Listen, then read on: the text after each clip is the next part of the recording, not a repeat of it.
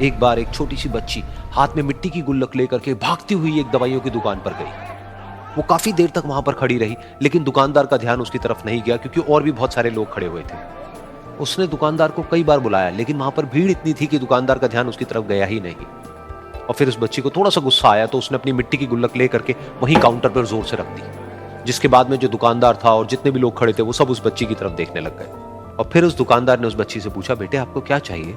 तो वो बड़े ही भोलेपन से बोली कि मुझे एक चमत्कार चाहिए। ये सुनकर के दुकानदार को कुछ समझ नहीं आया, ना ही वहां पर जो लोग थे उनको कुछ समझ में आया, और सब उसकी तरफ देखने लग गए। फिर दुकानदार ने बोला, बेटे चमत्कार तो यहाँ पर नहीं मिलता है। तो बच्ची को लगा कि वो उससे झूठ बोल रहा है, तो बच्ची ने कहा कि मेरी गुल्लक में बहुत पैसे हैं, आप बताओ आपको कितने पैसे चाहिए, लेकिन मैं आज यहां से चमत्कार लेकर के ही जाऊंगी। तो वहीं काउंटर पे एक और आदमी खड़ा था, उसने उस बच्ची से पूछा कि बेटे क्यों चाहिए तुमको चमत्कार? तब उस बच्ची ने अपनी कहानी बताई कि अभी कुछ दिन पहले मेरे भाई के सर में बहुत तेज दर्द हुआ, तो मेरे पापा मम्मी उसको हॉस्पिटल ले गए। उसके बाद कई दिन तक मेरा भाई घर नहीं आया। तो मैंने कई बार अपने पापा से पूछा, लेकिन उन्होंने मुझे कुछ नहीं बताया।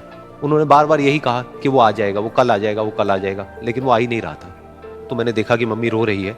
अब पापा मम्मी को कह रहे थे कि उसकी दवाइयों के लिए और उसके इलाज के लिए जितने पैसे चाहिए उतने मेरे पास में नहीं है, अब उसको कोई चमत्कार ही बचा सकता है।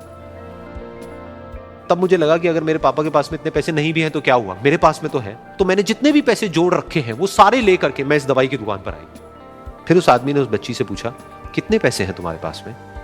ये सुनते ही उस बच्ची ने अपनी गुल्लक उठाई, जमीन पर फेंकी और तोड़ दी और पैसे गिनने लग गई। बाकी सब लोग खड़े होकर के उसको देख रहे थे। थोड़ी देर बाद उसने सारे पैसे अपने हाथ में इकट्ठे किए और बोली, मेरे पास में पूरे 19 रुपए हैं।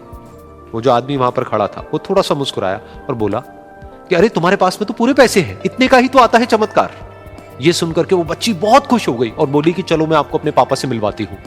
बाद में पता लगा कि वो आदमी कोई आम आदमी नहीं था, बल्कि एक बहुत बड़ा न्यूरोसर्जन था, और उसने सिर्फ 19 रुपए में उसके भाई की सर्जरी करी और कुछ ही दिन बाद वो ठीक होकर के घर वापस आ गया। फिर कुछ दिन बाद वो बच्ची, उसका भाई, उसके पापा, उसकी मम्मी चारों एक साथ बैठे हुए थे और बात कर रहे थे। तो उसकी मम्मी ने उसके पापा से पूछा कि अब तो बता दो ये चमत्कार आपने किया कैसे? तो उन्होंने अपनी बेटी की तरफ देखा और बोले, ये चमत्कार मैंने नहीं, इसने किया है।